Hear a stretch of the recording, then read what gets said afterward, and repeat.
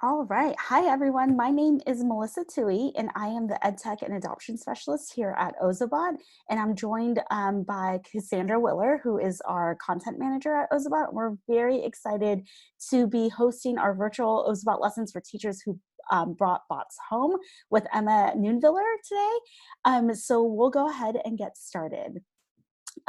For our agenda today, we are going to launch some polls. We want to get to know who's in our audience and just get an idea of what your experience is with computer science and Ozobots. Then we'll introduce Emma, and then we'll dive deep into her Ozobot lessons.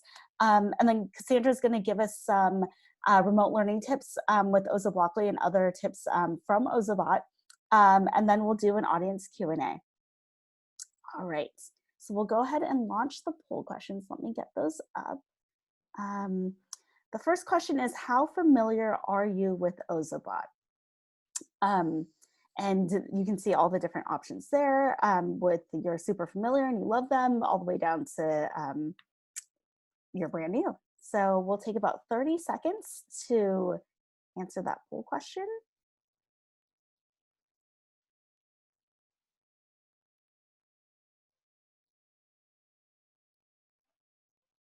About 10 seconds left.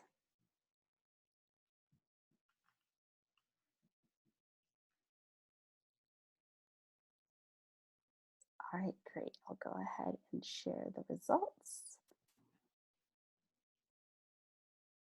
And it looks like most people in the audience currently have and use Ozobot. So I think this will be super, super helpful for those teachers or educators. And it looks like a big chunk also want to learn about how to use it. So this is a great session for you to be in. And if you aren't as familiar, this is great as well, because Emma's going to give us some really great ideas for you to integrate it within your classroom. We'd love to know what grade levels everyone is teaching. Give everyone about 30 seconds to answer that poll question.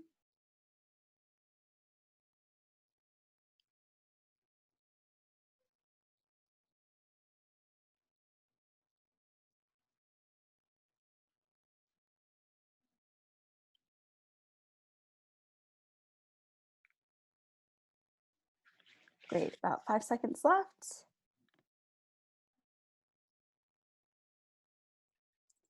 And it looks like most are in the 3 to 5 range, but we do have K through 8 and some high school and college represented here. So that's super exciting. I'll share those results so everyone can see. And then we're gonna move on to, we'd love to know what subjects you're teaching. So let me launch that poll question.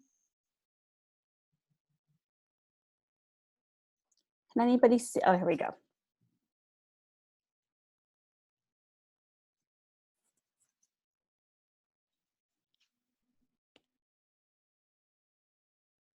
Give everyone about 10 more seconds to answer.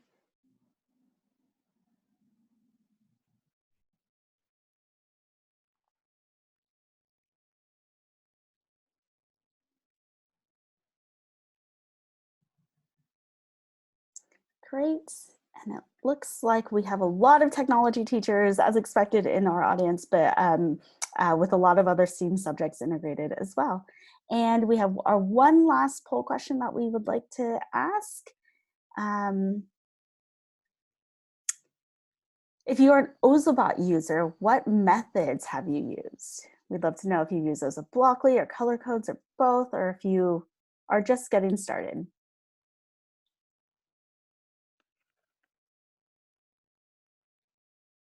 Did that poll question come up? It looks like I don't have. I don't see it. Okay, let me try launching it one more time. Thank you for your patience, everyone. Let's try it one more time. I see it now. Perfect, thank you. Give everyone about 30 seconds to answer the question.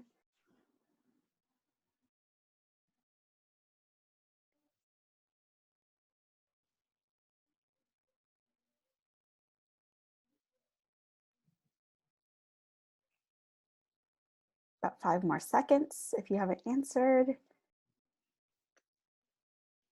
Great.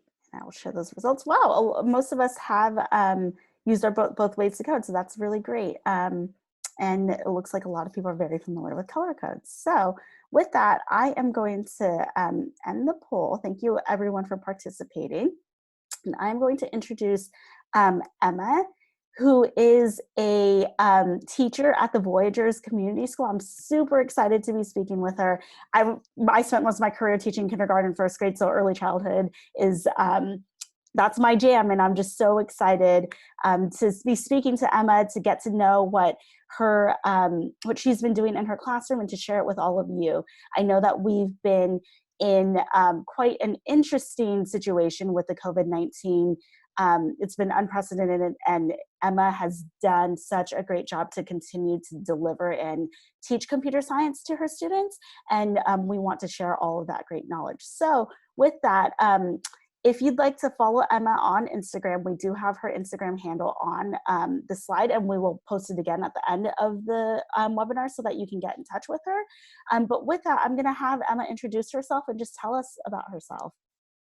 So, good afternoon. Well, for me, it's afternoon. I know for most of us that it might be, early morning, but I just want to say hello. My name is Emma. I am a teacher researcher at Voyagers Community School over in Monmouth County, New Jersey. We are an MSA accredited non-for-profit progressive school, and we teach students from 12 months old until 12th grade. And it's super exciting to see like the little ones mixed with the older ones in our community type events. At Voyagers, our curriculum is basically driven by student interests. So our titles are teacher researchers, and by that, we basically listen to what the students are talking about. Are they involved in this activity more than this one? And we're basically researching them to see how we develop our curriculum throughout and as a continuation throughout the entire year. So basically, like, all of our teachers are super nimble and adept, and we have a lot of project-based lessons that are really geared toward hands-on learning. Awesome. Thank you so much. Can you tell us what a remote Ozobot lesson looks like in your digital classroom? Sure. If you actually go to the next slide, I'll give you a little bit of background as to how Ozobots started and in our school and how we are currently using them. So basically, Ozobots were thought of a while ago when our director wanted to introduce coding to the students, but in a fun and interactive way. So we then found out about Ozobots, and we had acquired a bunch of them to use throughout all of the classrooms. So basically, I started using the Ozobots last year in the preschool classroom because that's my domain, is the preschool toddlers. So I thought to myself, you know what? Coding can be taught to any child at any age, especially with these Ozobots. They're super cool. They light up, they move, they read the lines that a child can draw. So it's exciting for them to want to learn about coding. So essentially, what my students last year were interested in was the neighborhood that our school was situated in. So we live on a main road over in Eatontown, and down at the other end of the road, there's like a mechanic, a pizza place, like a Welsh Farms, and that. So we were like, you know what, let's study our neighborhood. And essentially we would walk down the street and look at the different buildings that were there. We interacted with the community members. We got to go in and make our own pizzas and visit our library. So the kids were super invested. And then as an extension of that study, I brought to the children the Ozobots. And it started out with, as you can see in the far left picture with all the blocks standing up, that was basically where it had started. And we drew lines to represent streets, and we built buildings, and that was the core for this entire project. And then eventually it moved on to Legos, and they developed the buildings out of Legos that they saw on our walks. And then we introduced blocks that had pictures of our buildings on it, and the kids were able to draw the road going down to see the different paths that it can take. And it was super exciting both for them and for me to see their excitement. This year, now if you go to the next slide, this year I brought the Ozobots into the toddler classroom. I said, you know what? If the preschoolers can do it and they're excited about it, the toddlers would be as well. For the same thing, and they move and they're just super exciting. So this year we did a color exploration, basically talking about the rainbow and different items that were different colors. And I knew that the Ozobots followed colored lines. And I was like, this is perfect. We'll do coding and we'll continue the extension of this color exploration into the Ozobots. So as you can see, we were very excited. Some of us have that quizzical look on our face, like, oh my gosh, what is this thing? But eventually everybody was hooked. Everybody was hooked on this exploration. And I was like, we did it right before we were shut down because of COVID-19. And I was like, I can't let this fall to the wayside. I can't, because we're so excited about it. And these things, they need to happen and the kids love them. So essentially I took the Ozobots home and I've been doing different activities with them through our Zoom morning and afternoon meetings. Great. And I just want to, I forgot to mention in the beginning of this webinar that if you have any questions for Emma, please list them in the chat, or there's the Q&A feature in Zoom as well. At the end, we will have audience Q&A for Emma, and we have staff members from Ozobot monitoring the chat. So we'll take those questions and ask Emma directly if anything pops into your mind that you'd like to ask her. I also want to point out that if you have input on something, you can actually, as educators in the audience, you can actually give your input in the Q&A too. So we can get a bunch of minds working together. So yeah, absolutely. Thanks, Cassandra. And so, just to clarify, did your students, were they able to take bots home as well, just so our audience knows a little bit more about the context of your situation? When I was getting everything ready to, distribute to the kids before we were going home, I realized that we were just shy of every kid bringing an Ozobot home. So it's been a lot of us interacting through a webcam to do those lessons for them. So just to clarify, so you have bots, but your students do not? Yes. Okay, cool. Thank you. How do you encourage student participation remotely? Especially in a time like this where you would want to be there with your students. You would want to have them be there and to physically feel the robots and draw the lines. It just can't happen right now. So essentially what I have found that is very important and gets my students involved is giving them choice. And by giving them that choice, and what do you want it to be, a squiggle line? Do you want it to be boxy? Do you want it to be red or blue or green? Like, what color lines do you want? It's basically giving them that voice. And when the child has that voice and that option to participate in an activity like that, it makes them feel like their vision is still being valued, even though we aren't together. So, and essentially that's just exactly what the entire school is doing, because projects are so at school. We are transitioning and doing distance learning and having the kids do choices and still be able to physically do hands-on activities just through a webcam instead. And can you tell us a little bit more about how students are able to make those choices? Is that more of like a they tell you, I want a blue squiggle, and then you draw it and execute it for them, or what does that look like in execution? Well, it depends. For we started this virtual Ozobot lessons about a month ago, it was basically like I would hold up the markers to them in the webcam and say, well, do you want blue or do you want green? And they were able to, most of them were able to voice what color. Some of them needed parents' help, but when you're talking to an 11-month-old to a 2.5-year-old, like sometimes just words aren't there. But that's basically how I gave them the choice at the beginning. And now what I have done is I have given them the choice between two different codes. Do you want the robot to go slow? Do you want the robot to spin around in a circle?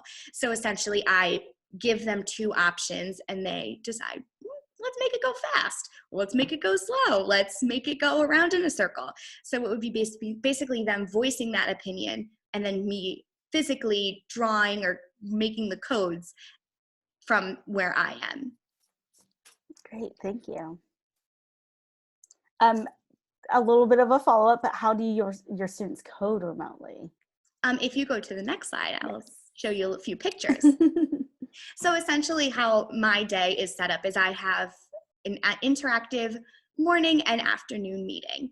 And throughout the day, there's different activities that the students can do on our communication platform that we use.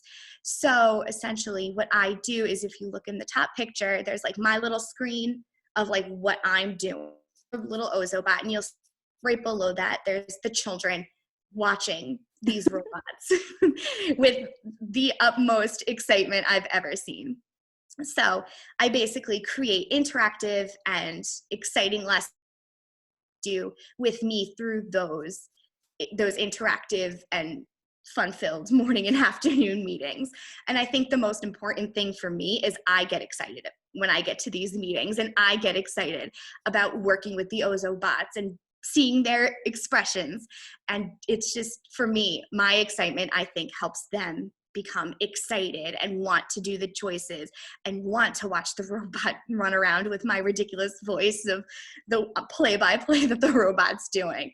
So essentially, that's how I do it. It's they make the choices, I draw the choices or fill in where their choices fall, and then they excitedly watch the Ozobot travel around anywhere in the room I am.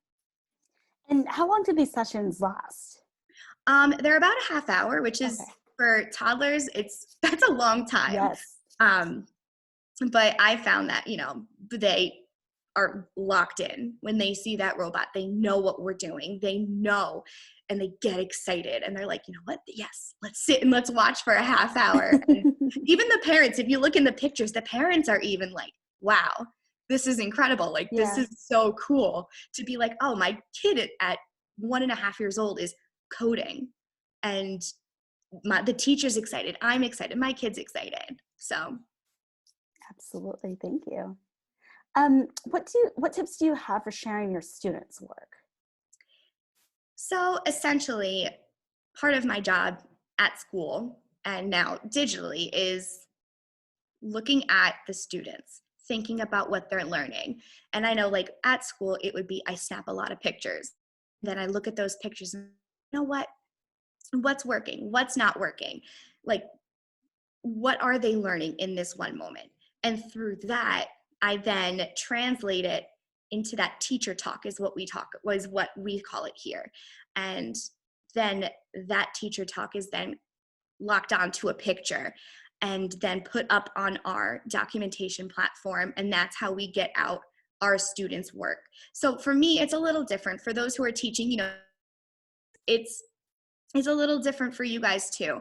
And I found that just capturing those screenshots of your camera or your web screenshotting and like the track that you're using at your house and just having that open dialogue with the kids is basically at this point going to be documenting their work.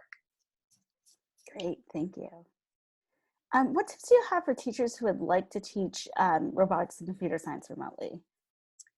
I think the most important tip that I could give anybody is to engage the students. Don't have it be all about you.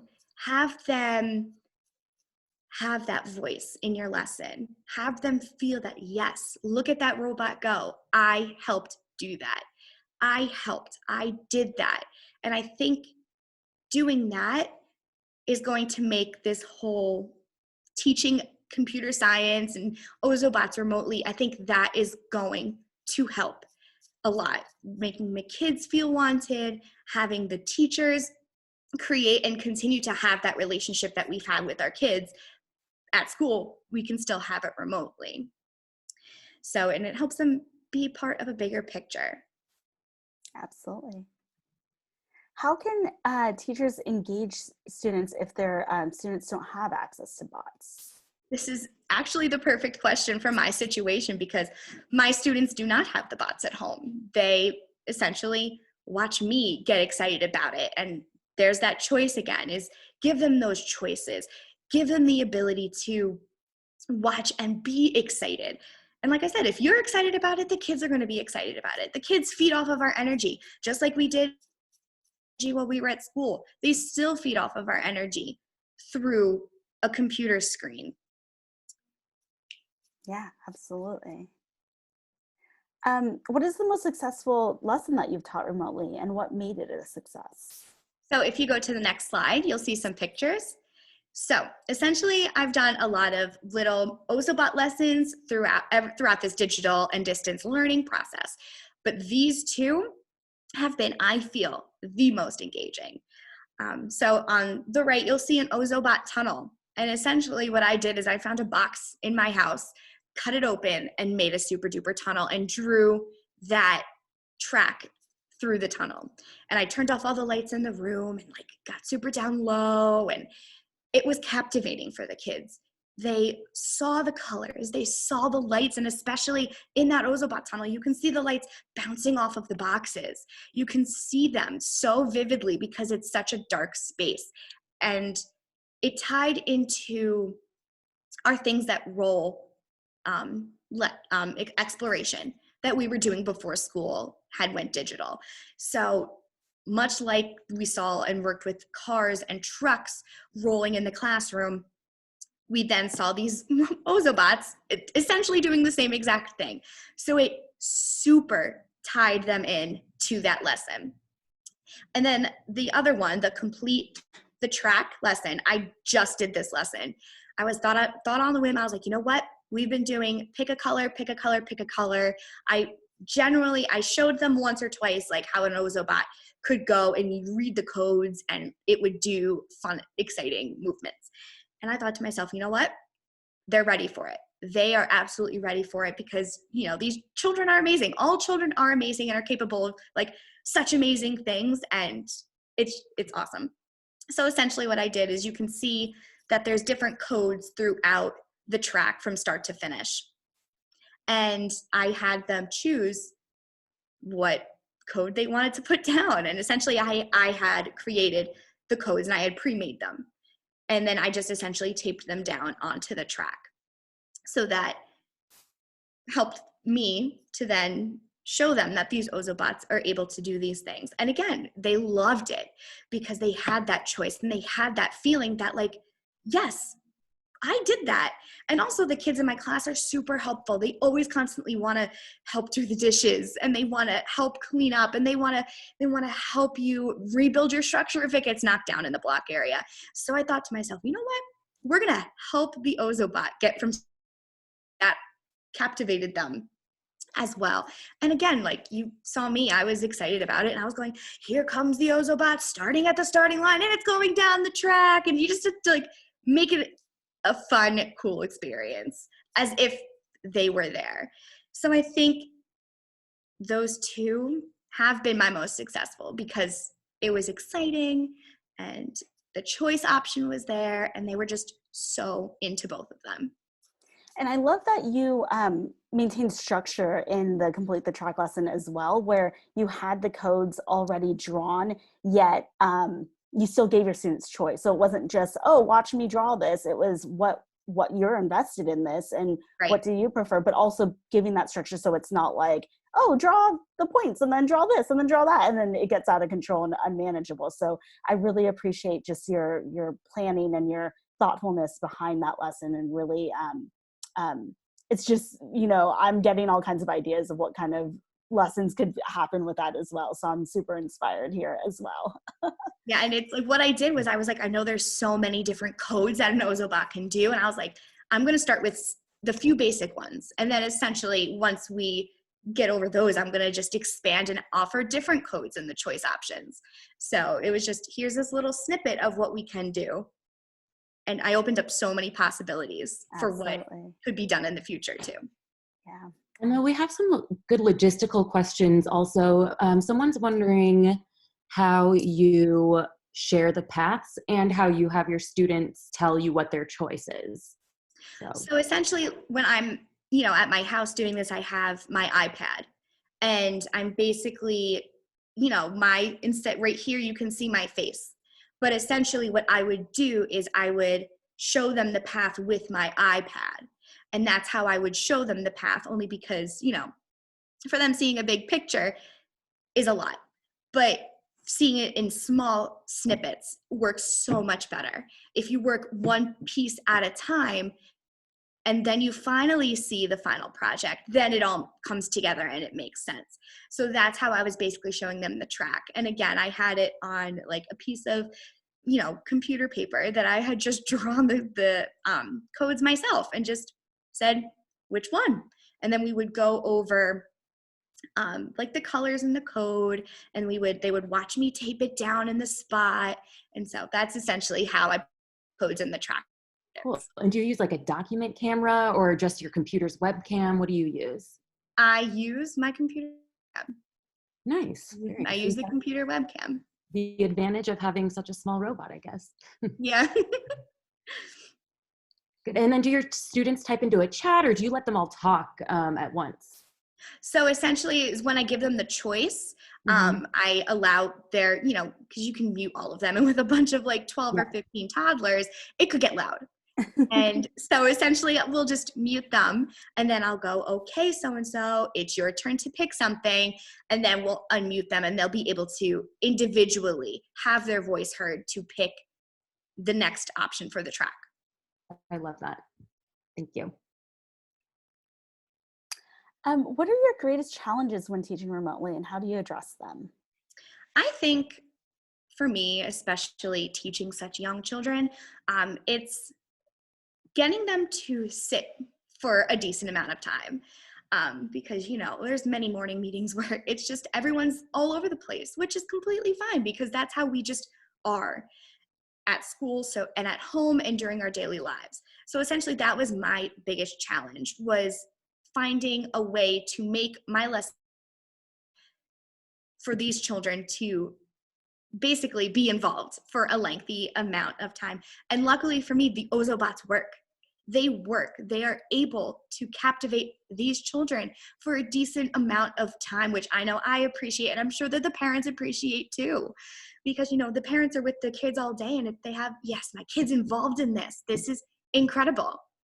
So the Ozobots do that for me. And that was a challenge. But now that I have the Ozobots and I'm developing deeper lessons and stuff like that, that challenge is basically, I'm overcoming it with the Ozobots, which is so exciting. And I'm just excited for what could happen next. Yeah, absolutely. How do you involve parents in the remote learning? I noticed that in some of the photos that you shared, again, there are parents in the shots and the photos that you shared, but are there other ways that parents are involved? So if you click to the next slide, I can talk a little bit about that. There's some pictures. So my parents are absolutely amazing. Like without any exaggeration, I'm like so lucky to have such a group of parents that want their kid to still see their teachers and want their kids to be involved in activities and want their kids to continue their education, even though we do it at a distance at this point. And basically the word community comes up when I think of these parents. It's in my school name, Voyagers Community School. And it's basically, we're all in this together. It takes a village to do this. And my parents are very, very eager to log on to the morning and the afternoon meetings. They encourage their students to voice their opinions when it comes to making those choices in the lessons. They want to be there themselves. They want to see the other parents. They want to see the kids, because every day we walk into school and everybody saw everybody. Everybody was involved, and oh, your kid's starting to walk and your kid's talking so much. So it's just those moments, and they want to be there, and they believe in the philosophy of my school as well. So having that group of parents that support you is very important, especially in a time like this. So for me, getting the parents involved is more like, can you get your kid on to see the lesson? Can you, help them make those choices? And it works. It works. And I'm very, very fortunate that it works. Great, thank you. All right. So we will, while you're stewing on everything that Emma had to share, feel free to, again, type in the chat or in the Q&A with any questions that you have, and we'll come back around and do an audience Q&A with Emma at the end. But for now, we have Cassandra, who is going to share about different ways to teach remotely with Ozo Blockly and other tips that we have from Ozobot. So thank you, Emma, for all of that amazing insight. I know I learned so much, and I know our audience did as well. And yeah, we'll circle back and have some audience Q&A in a few minutes. Sounds good? Yeah. Aren't you guys so glad you're about to hear about technology from someone who can't figure out on Google how to present? I'll keep it like this. Okay, so we saw a bunch of great ideas from Emma. Thank you very much, Emma. I'm sure everyone's wheels are turning. They're really good concepts to also adapt to lessons that are already in our lesson library, so you can keep that learning going. I'm going to talk a little bit about Ozo Blockly. I saw a lot of you have used Ozo Blockly before, so that's great. So yeah, for those of you who haven't, Ozo Blockly is our visual programming language, and it's got 5 different skill levels from pre-reader even to 12. So that's a pre-reader to master is what we call them. You can find Ozo Blockly within Classroom, Ozobot Classroom. I have the link in there for those of you who aren't familiar with Ozobot Classroom that you can use after the presentation, but this is for teachers with EVOs. Ozo Blockly is really easy in Ozobot Classroom because you can transfer your programs to EVO instantly and not have to flash load. And then teachers with BITS and all students should use ozoblockly.com. And that's just because the classroom version is just for educators. If you're not familiar with Ozo Blockly, we have a couple of resources here for you. We have BotCamp and Ozobot Classroom, which takes you through the 2 ways to code, including Ozo Blockly. And then we have Ozo Blockly Games, which Melissa did a webinar on last week, and then she actually has another webinar to plug for our webinar on Shape Tracer 2, I believe next week. But those are a great way to familiarize yourself with visual programming as well. So yeah, what I did was to start you off with Ozo Blockly from a distance, I created a blog post of 7 lessons to adapt for virtual learning at home. So basically, you'll go through and you'll read the lesson plan, but then we have tips down here to adapt those for virtual learning. Those are lesson specific. But then we also have more lessons. Once you're used to this new way of doing lessons remotely with your students via Ozo Blockly, you can find more to adapt in the lesson library. You can also come up with your own challenges. If you want students to create a program from scratch, you can start with something simple, like telling them to create a dance using movement and light blocks, a song using the sound blocks, and you can even give students a pre-made program if you want them to get into a little more advanced concepts to personalize, if that makes sense, kind of our deconstruction method where students receive a program and then you say, okay, now change the light color or something like that, and then have the students share their program with you. So some general tips beyond that blog post that you can access. It's live right now, but you can also view the link later. A way to, if only you have a bot and your students don't have bots, just like Emma was showing with color codes, make it more collaborative. So share your screen, have students give input and vote, call on a particular student to help you figure out how to debug something, make it really collaborative that way. And then you can also have students plan a program and then come together and build it as a class. So some work before you get together, and then an example of that would be Lisa Richardson, one of our CE, her lesson requires measurements and angles. So the students could come prepared with how far and what angles they need the Ozobots to move at, and then everyone could build it together. If you do want students to build their own programs, if they have access to a web browser at home, you can either choose a few of the programs to share with the class, or if you want to show all of your students' work, you can even pre-record just before your class session videos of the Ozobots and then share those as you need within your class session. Tracking. I wanted to introduce you, these are going to be your best friend with virtual teaching and Ozoblockly. These are share codes. So if you create a program for your students, and I'll actually even go into Ozobot Classroom, that you want to give to your students, you can give them a share code, and that makes it very easy for the students to pull up the entire program. So what you would do in Ozobot Classroom if you have EVOs is go to Save, then Get Share Code. Then, if your students wanted to open a program, they would go from that share code, you would go to ozoblockly.com, and then they would just go over here. They don't even need to sign in, and they would hit enter share code. Whoops, that's your Twitter handle. And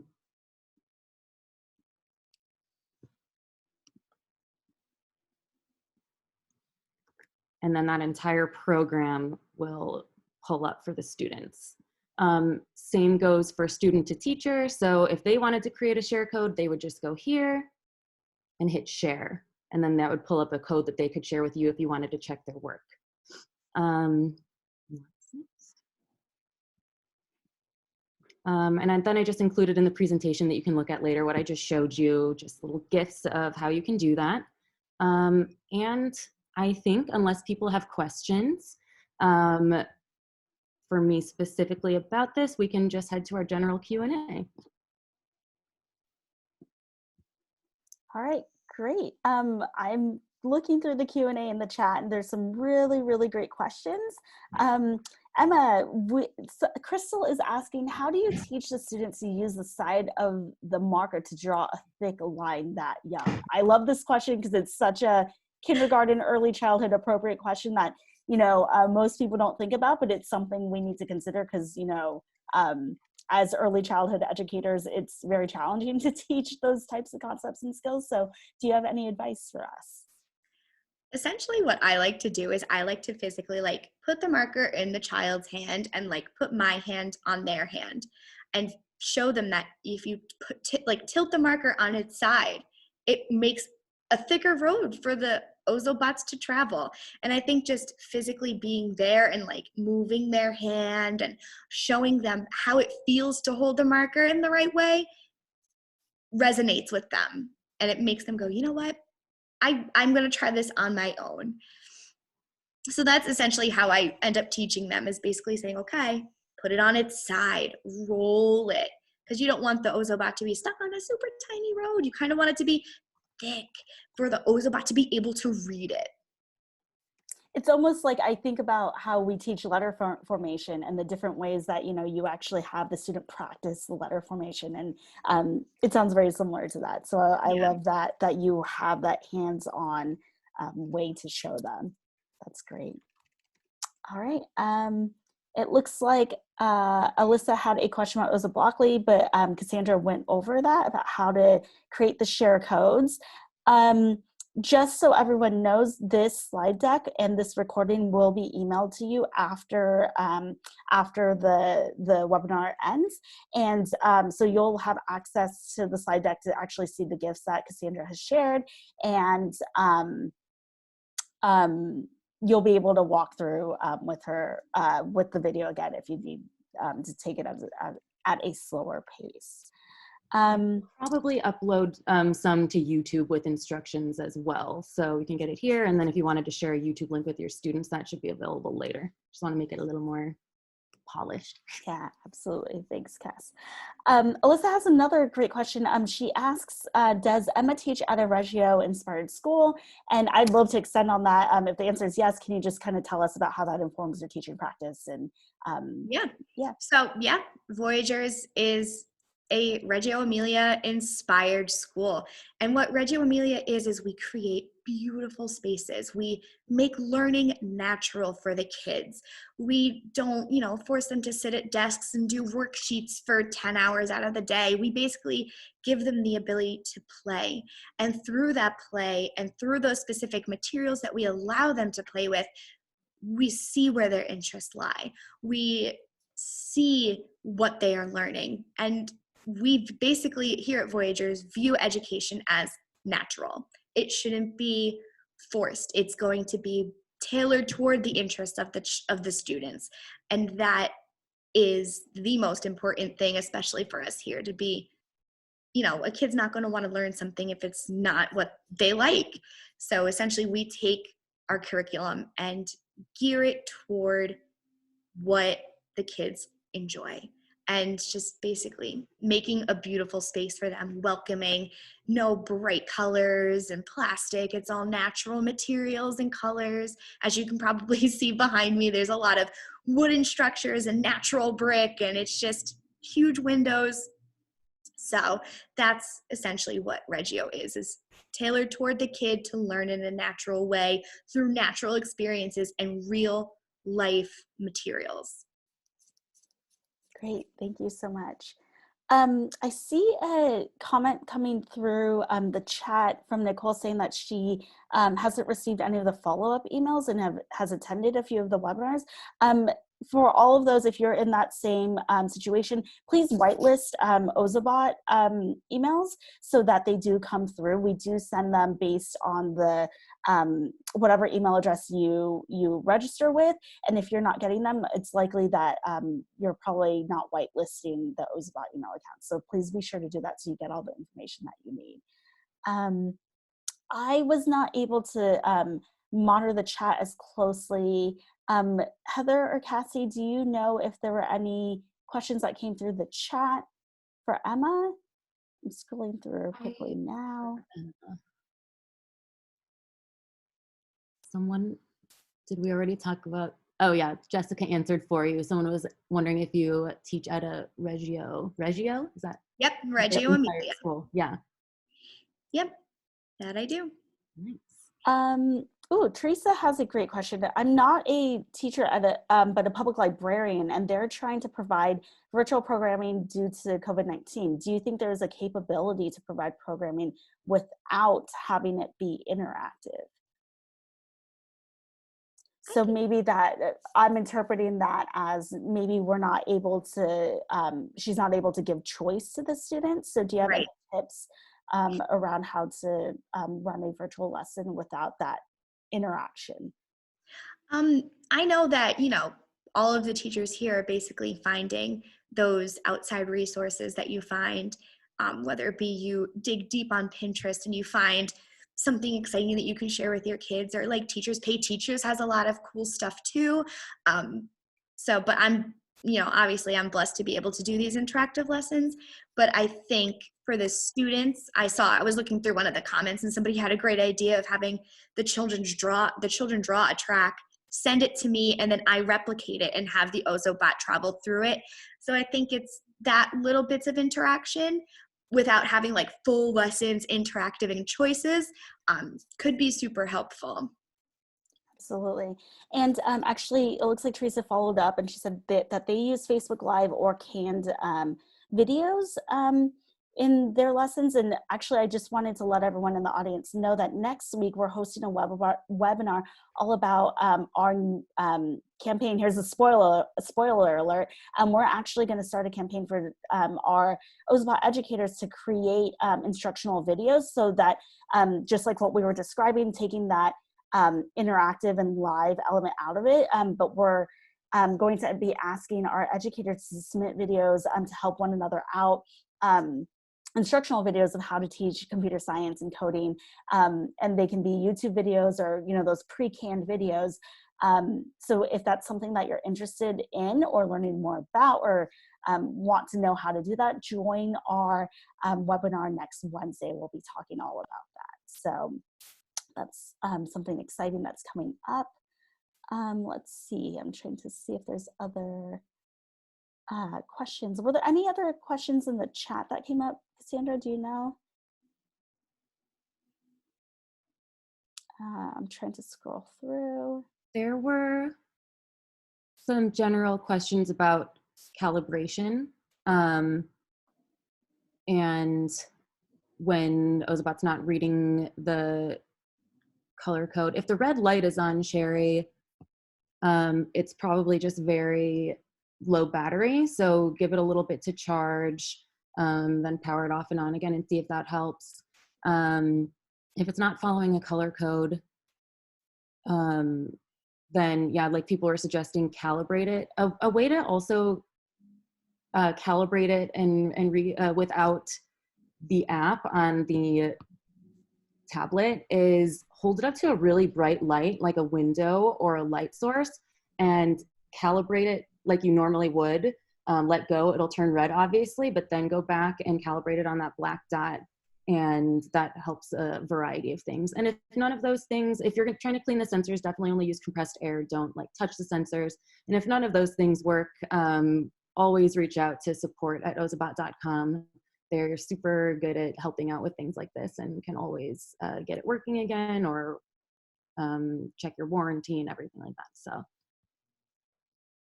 We have another logistical question. Do you have to be logged into Ozobot Classroom only to use the share code?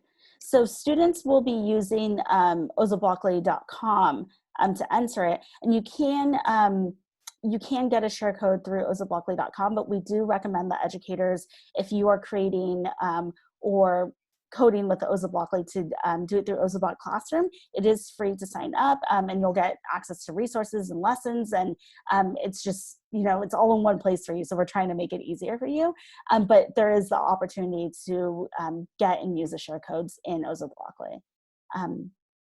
Nikki brought up a great point going back to the calibration. If you have Evo, update the firmware, because we're always doing bug fixes and everything, and it's pretty great now. But you can do that through the Evo app right now. And then coming soon in Ozobot Classroom, you'll be able to update your Evos there.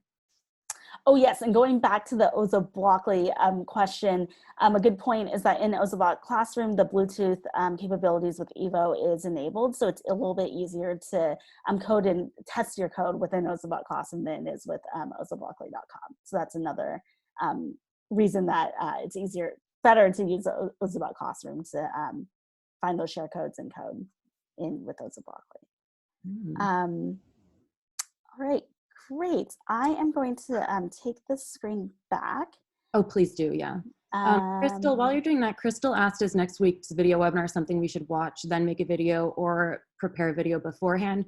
You'll definitely want to watch the video first to see some examples.